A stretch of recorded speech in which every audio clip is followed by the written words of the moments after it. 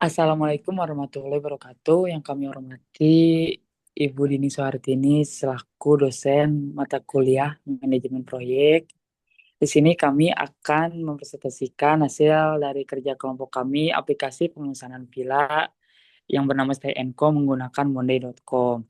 Sebelum kami memulai presentasinya, izinkan kami memperkenalkan diri terlebih dahulu. Saya Muhammad Alfan Maulana dengan NPM 148. Saya Danang Nugraha dengan PM 146. Saya ada Maulana Saputra, NPM 136. Saya Berliana Stiani dengan NPM Tisa, eh saya Berliana Stiani dengan NPM 138. Saya Raffi Davika dengan NPM 135.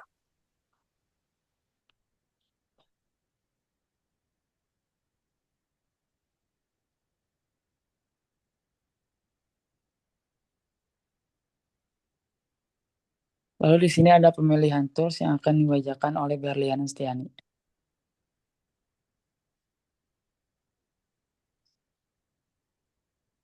Berikut pemilihan tools yang digunakan dalam proyek ini adalah monday.com, yaitu platform manajemen proyek berbasis agil yang umum digunakan dalam pengembangan perangkat lunak. Monday.com dipilih karena menyediakan fitur pengorganisasian pengerjaan terstruktur melalui board, timeline, dan status task. Dengan platform ini, alur pekerjaan dapat dipantau secara jelas, mulai dari tahap perencanaan, desain, implementasi, hingga pengujian.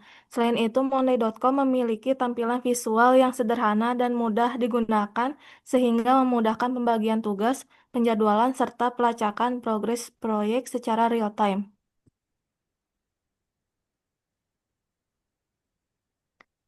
Selanjutnya, kenapa memilih monday.com? Yang pertama, memiliki tampilan dashboard yang visual dan mudah dipahami. Yang kedua, mendukung integrasi dengan tools lain, misalnya Drive, Slack, dan lain-lain. Yang ketiga, mendukung penjadwalan timeline dan tracking progres pekerjaan. Lalu di sini ada kelebihan dan kekurangan yang akan dijelaskan oleh Danang Trinugraha. Nah, di sini ada kelebihan yang pertama tuh UI atau UX-nya intuitif sehingga mudah digunakan oleh pemula maupun tim non-teknis. Yang kedua, visualisasi workflow kuat atau board timeline, Gantt, dan kalender. Lalu yang ketiga ada fleksibel untuk berbagai metode kerja seperti waterfall, agile ringan, atau Kanban. Lalu kekurangannya itu yang pertama tidak 100% gratis, fitur lengkap hanya tersedia pada plan berbayar. Yang kedua, beberapa fitur advance memerlukan learning curve. Lalu yang ketiga, fitur pelaporan kurang mendalam dibandingkan software manajemen proyek enterprise.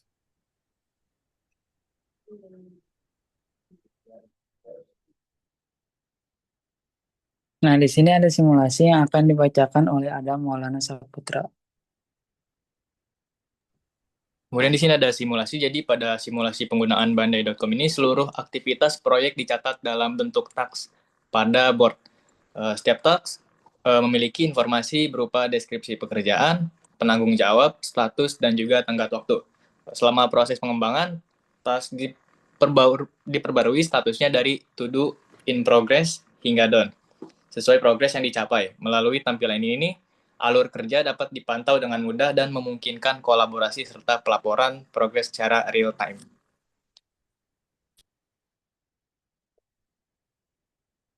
Lalu di sini ada hasil analisis dari kelompok kami, yaitu Villa Stay Co menggunakan monday.com. Di sini yang pertama ada Gantt chart. Gantt chart sendiri di sini menampilkan timeline proyek secara visual, sehingga kita bisa melihat urutan mana yang terlebih dahulu dikerjakan, durasinya berapa lama, dan juga keterkaitan setiap tugas dengan jelas. Selanjutnya. Nah, lalu di sini ada kalender juga, jadwal yang tadi sudah saya jelaskan, durasinya juga. Di kalender ini digunakan untuk menjadwalkan semua kegiatan dan deadline agar tidak ada aktivitas penting yang terlewat. Jadi sudah direncanakan dari awal harus kapan dan selesainya gitu. Selanjutnya,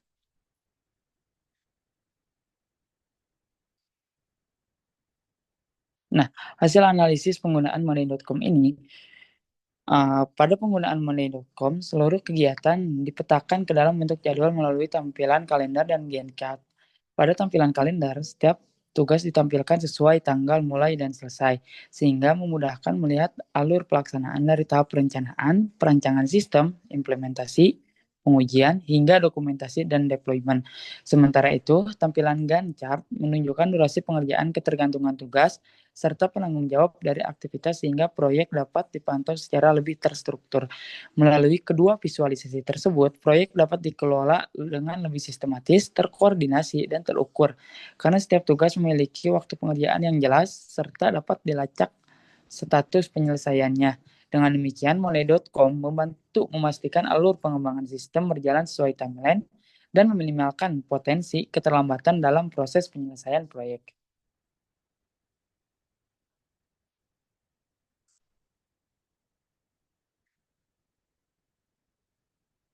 Nah, di sini ada rekomendasi perbaikan. Silakan, Raffi. Selanjutnya di sini ada rekomendasi perbaikan berdasarkan hasil pemantauan melalui monday.com. Penggunaan alat ini sudah membantu dalam pengaturan timeline dan distribusi tugas. Namun masih terdapat beberapa hal yang dapat ditingkatkan. Pertama, perlu dilakukan pemecahan tugas yang lebih detail pada beberapa tahap agar progres dapat dipantau secara lebih granular dan tidak terlalu luas pada satu blok kegiatan. Kedua, penambahan dependensi antar tugas juga direkomendasikan untuk memastikan bahwa pekerjaan yang memiliki ketergantungan tidak dimulai sebelum tugas sebelumnya selesai. Selain itu, penetapan indikator keberhasilan pada setiap fase dapat membantu evaluasi capaian proyek secara lebih terukur. Nah, untuk selanjutnya kita akan menjelaskan terkait dokumen-dokumen yang telah kita kerjakan. Di mana di sini ada dokumen penugasan, lalu juga ada planning, controlling, eksekusi, dan juga closing-nya. Di sini kita terlebih dahulu menjelaskan tentang dokumen penugasan, di mana dokumen penugasan ini akan dijelaskan oleh Raffi Mahdabika.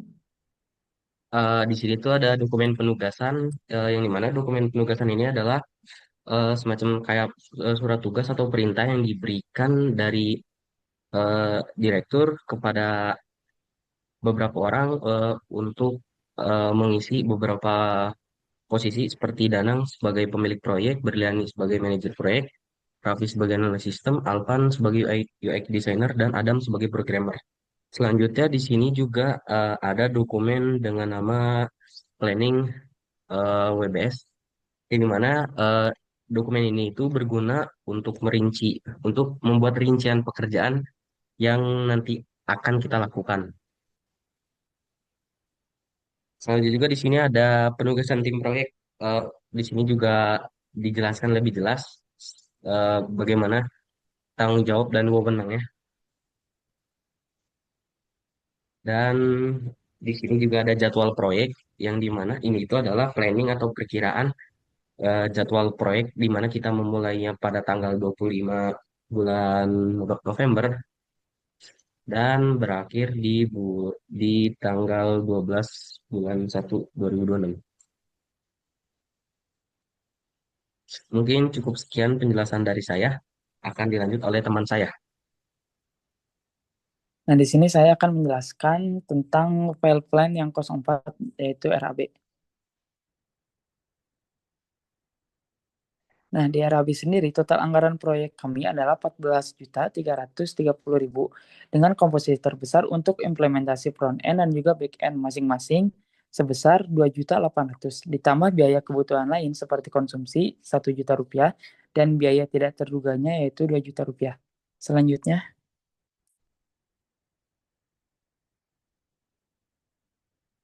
nah di file yang kelima ini perencanaan komunikasi. Di komunikasi proyek dilakukan melalui 3 jenis pertemuan. Yang pertama pembukaan, mingguan, dan juga penutupan. Serta 3 jenis pelaporan, progressive report, status meeting agenda, dan minutes of meeting. Untuk memastikan transparansi dan koordinasi tim yang baik. di antara role-role yang berkaitannya. Selanjutnya kita ke file yang keenamnya saja.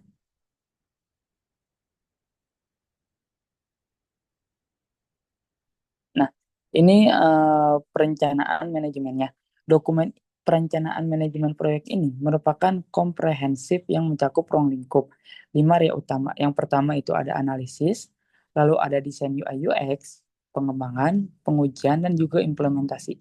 Tujuan proyek untuk menciptakan aplikasi pemesanan villa yang user friendly dengan efisiensi operasional. Jadwalnya selama 49 hari, struktur organisasi 5 peran kunci, manajemen komunikasi melalui pertemuan rutin dan pelaporan mingguan, serta manajemen perubahan menggunakan form dan log permintaan perubahan. Selanjutnya kita akan ke file yang lainnya, yaitu file controlling yang akan dijelaskan oleh Danang Trinugraha.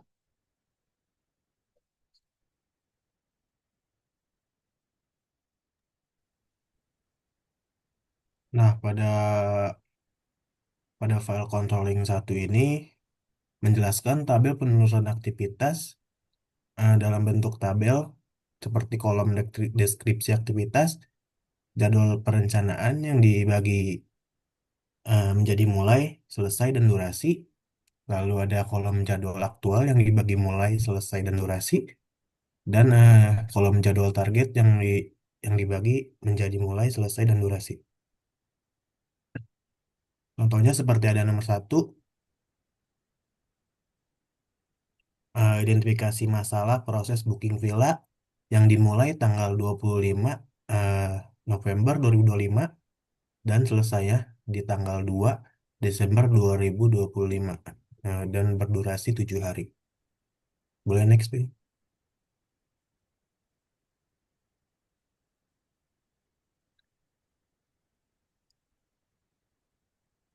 Nah, pada file kedua ini berisikan perkiraan biaya penyelesaian proyek yang berbentuk tabel yang dibagi menjadi 2 kolom, yaitu analisis dalam jam dan analisis dalam rupiah. Nah, pada analisis dalam jam ini dibagi lagi menjadi beberapa kolom seperti deskripsi aktivitas, jam anggaran, jam aktual, estimate to complete, estimate at complete, dan selisih. Lalu pada kolom analisis dalam rupiah dibagi menjadi beberapa kolom lagi seperti rupiah anggaran, rupiah aktual, estimate to complete, estimate at complete, dan selisih. Contohnya yang pertama ada analisis dan perencanaan proyek. Jam anggarannya itu sebesar 30, jam aktualnya 32, estimated to complete-nya 0 karena proyek ini sudah selesai, dan estimate at complete-nya 32, dan selisihnya itu 2. Boleh next, Pil?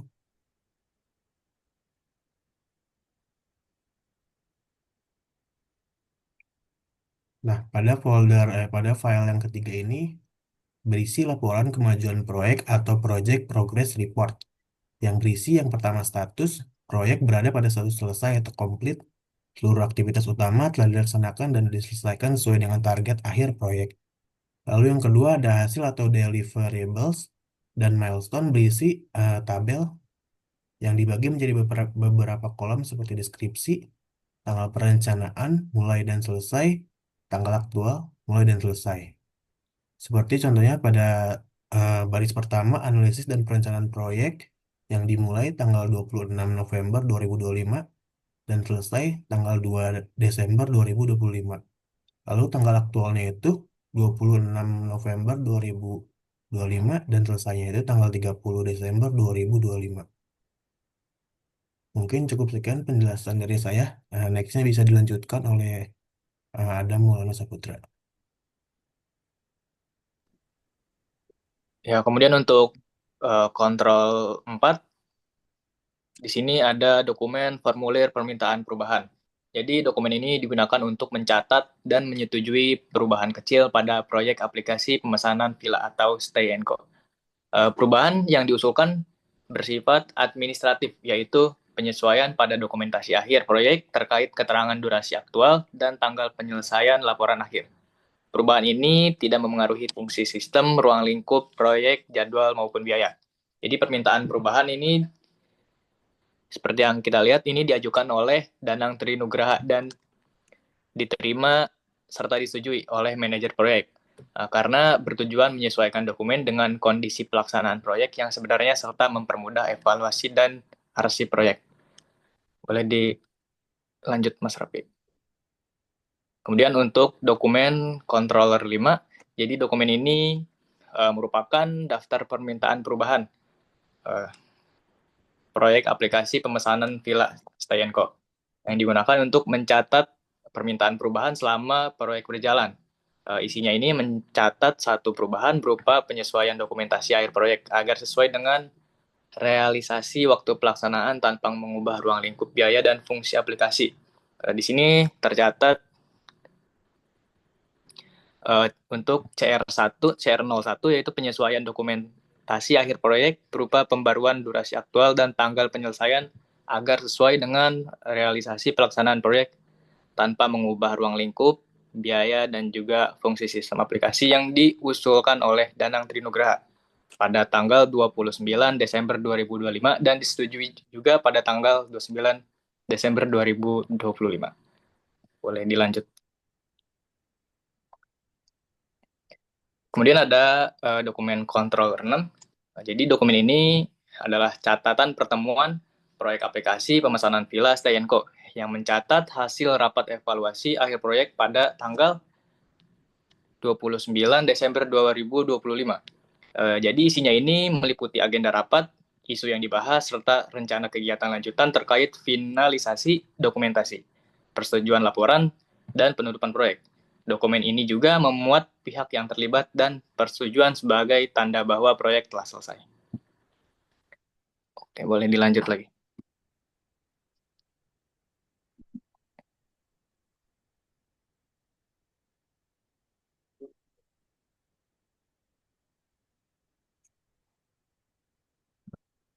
Kemudian di sini juga ada dokumen execution, yaitu dokumen pedoman hasil kerja.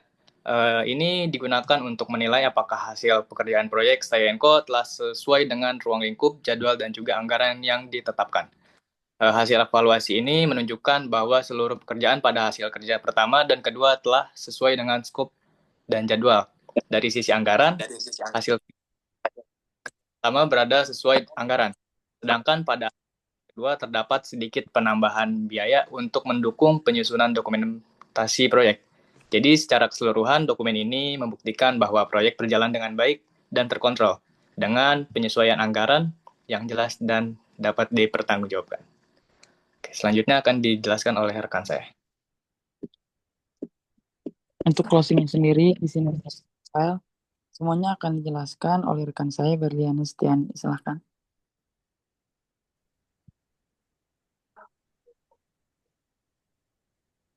Pada dokumen yang pertama ini, laporan pelaksanaan proyek digunakan untuk menyatakan bahwa proyek telah dilaksanakan atau dikerjakan sesuai dengan perencanaan dan surat tugas yang diberikan.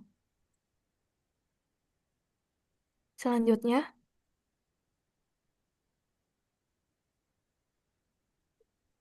yang kedua ini dokumen laporan penyelesaian proyek digunakan untuk menyatakan bahwa proyek telah selesai 100% dan siap diterima oleh pemilik proyek. Selanjutnya,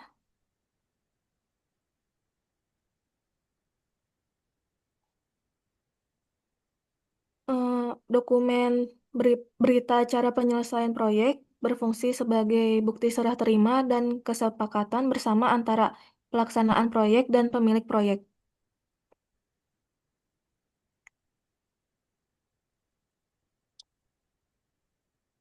Selanjutnya, dokumen berita acara serah terima proyek fungsinya sebagai bukti resmi bahwa suatu proyek telah selesai dikerjakan dan diserahkan dari pelaksana kepada pemilik proyek sesuai dengan kesepakatan.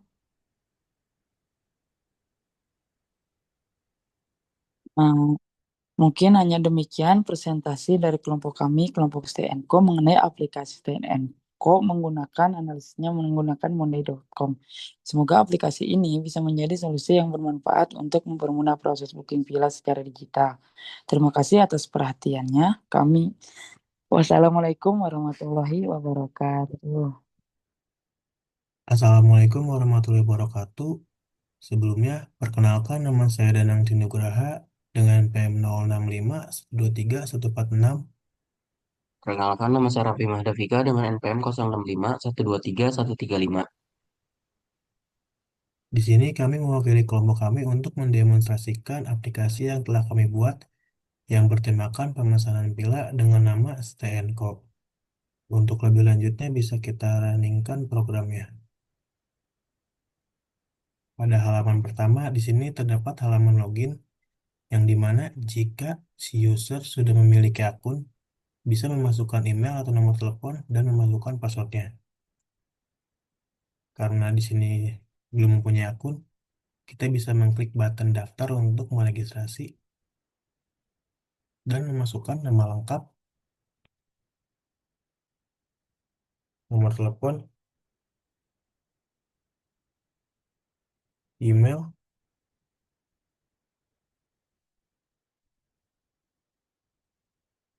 dan passwordnya. Jika sudah, langsung saja klik button daftar.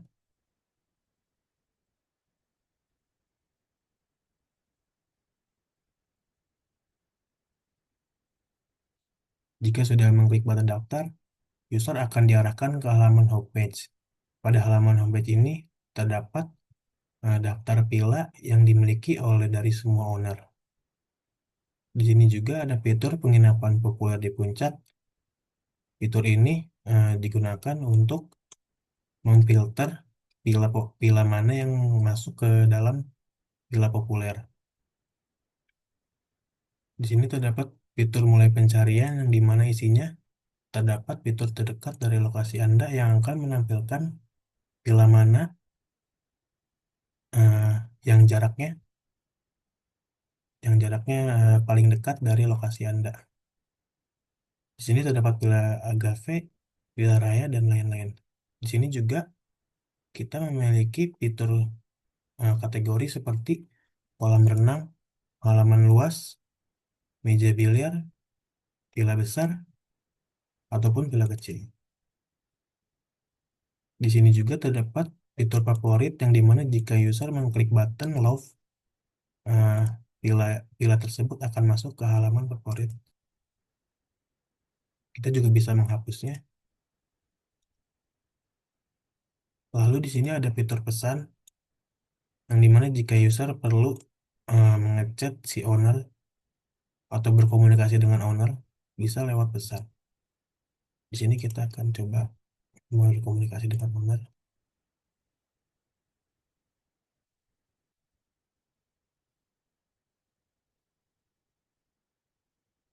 Eh, Chat tersebut akan masuk ke halaman pesan. Pada halaman homepage juga terdapat fitur chatbot yang dimana tersedia beberapa pertanyaan seperti bagaimana cara bayar yang akan dijawab oleh chatbot. Lalu misalkan ada pertanyaan bagaimana cara memesan pila dan lain-lain. Selanjutnya pada halaman profil di sini terdapat pesanan saya yang dimana berisikan eh, booking dari atau pesanan dari setiap pila-pila yang telah dipesan oleh akun Raffi ini. Lalu pada button pengaturan, di sini kita bisa mengatur mode gelap dan mode terang. Jika si pengguna merasa terganggu dengan mode terang, bisa menggunakan mode gelap. Lalu terdapat fitur lihat atau edit profil, yang dimana di sini bisa mengubah foto profil, mengubah nama, dan mengganti password baru. Lalu di sini juga terdapat button bantuan yang dimana kita bisa menghubungi admin jika kita merasa kesulitan atau bingung dengan aplikasi ini. Di sini kita akan mencoba berkomunikasi dengan admin.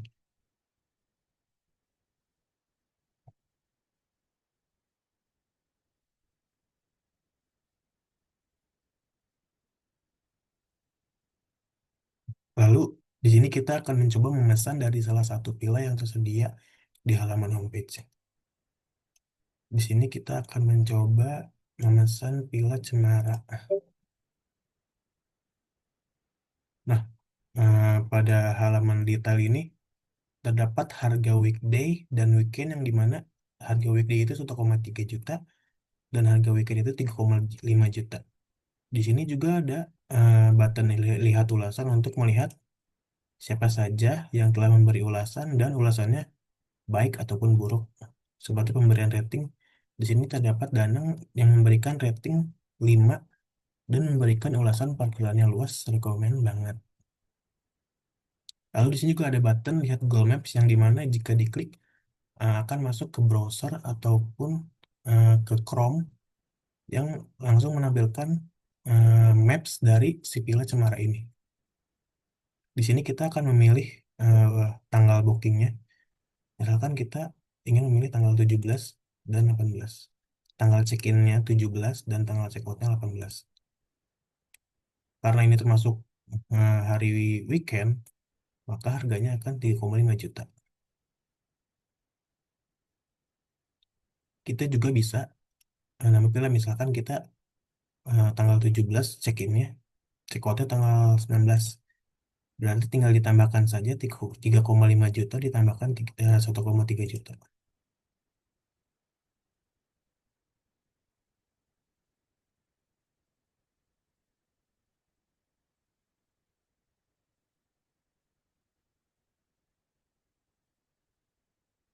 Di sini juga terdapat metode pembayaran, yaitu ada transfer bank dan QRIS. Di sini kita akan mencoba metode pembayaran transfer bank dan memilih pilihan bank yang dituju itu Bank BRI. Nah, di sini kita disuruh mengupload bukti pembayaran. Coba kita upload. Lalu klik button saya sudah bayar. Nah, booking berhasil, tetapi statusnya itu masih pending karena si admin itu belum memverifikasi eh, pembayaran tersebut. Mungkin selanjutnya kita bisa meruningkan untuk akun admin.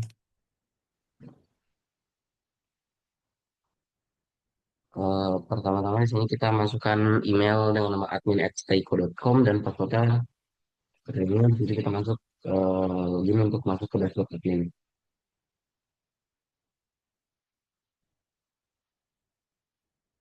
Di tampilan admin ini terdapat beberapa dashboard atau grafik yang di mana ada data villa, total pesanan, total pendapatan, dan pendapatan owner. Di sini juga kita bisa melakukan filter bulan untuk melihat berapa jumlah uang yang masuk. Di sini kita ubah ke 2006. Nah, jadi di sini juga ada data villa, yang dimana data villa ini dia itu berisikan nama, alamat, kategori, harga weekday, pemilik, dan untuk aksinya itu kita itu bisa mengedit dan menghapus. Di sini kita akan mengedit dengan nama villa villa RSJ Cottage. Untuk kapasitas matchnya kita ubah menjadi 30. Selanjutnya di sini juga ada data user, di mana data user ini adalah user yang sudah login atau yang sudah register di aplikasi pemesanan villa STNCO. Di sini juga kita bisa melihat dengan nama misalkan Danang. Di sini detailnya itu yaitu riwayat booking yang pernah dilakukan oleh Danang.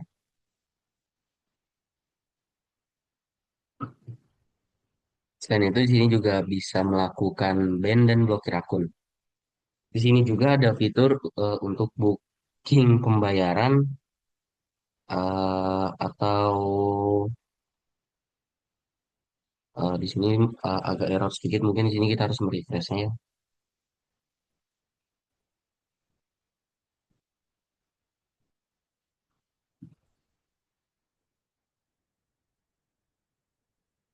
Masuk ke booking dan pembayaran. Di sini tadi username dengan nama Raffi sudah memesan villa dengan nama Villa Cemara 3. Statusnya di sini masih pending. Di sini kita bisa mengubah statusnya menjadi confirmed. Dan biaya adminnya sudah muncul dengan nominal 350.000. Saya di sini ada pesan yang dilakukan oleh user dengan nama Raffi, yaitu dia mengechat halo admin ini Raffi. Selanjutnya di sini juga ada bikin owner yang dimana kita bisa menambahkan owner dan bisa melihat detail owner. Ini kita akan coba buat akun owner dengan nama Hankam Villa.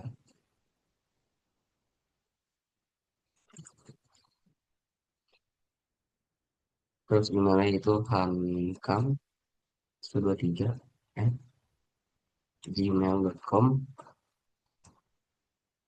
Terus kita masukkan nomor teleponnya. Sini passwordnya adalah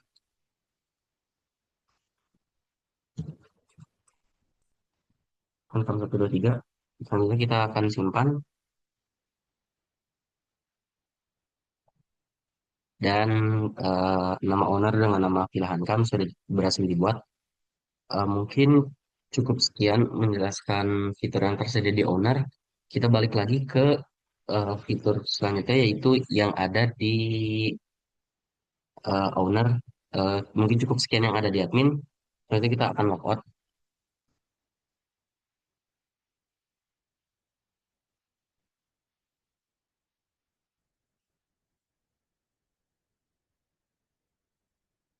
Selanjutnya kita akan langsung masuk ke tampilan owner yang dimana akan dilanjutkan oleh rekan saya yaitu Danang Trinugraha. Nah, di sini kita akan memasukkan email atau nomor telepon dan password untuk untuk akun owner.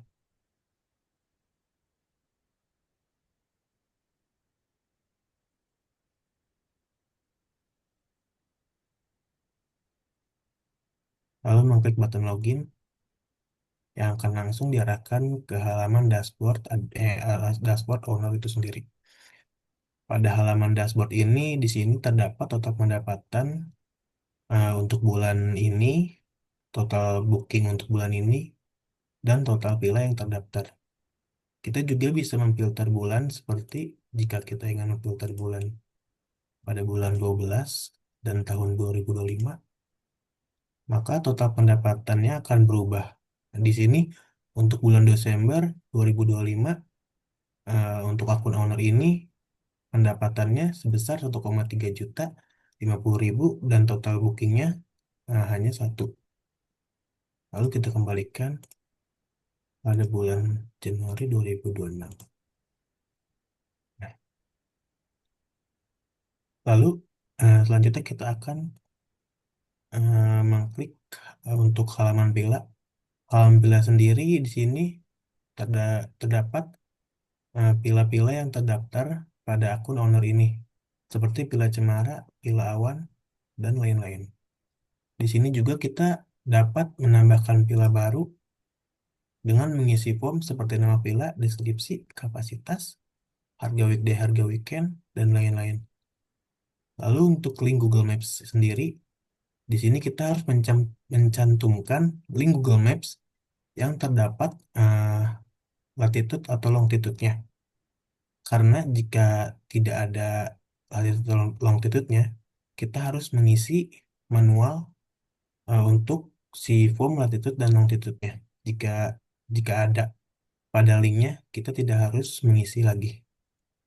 Kita juga bisa memilih kategori seperti pool, backyard, atau biliar untuk masuk ke dalam kategori yang ada di akun user. Kita juga bisa mengedit. Contohnya jika kita mengedit Villa Cemara pakai jadi Villa Cemara saja.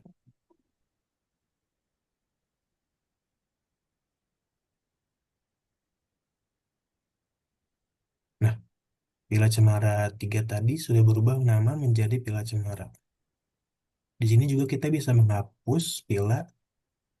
Contohnya seperti kita ingin menghapus Villa Awan misalkan.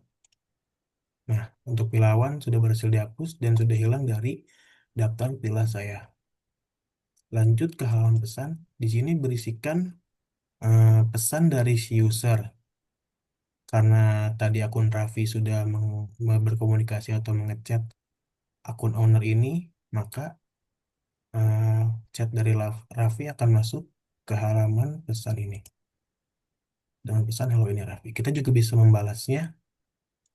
Misalkan kita balas, "Halo, ini admin." Ya, ini owner.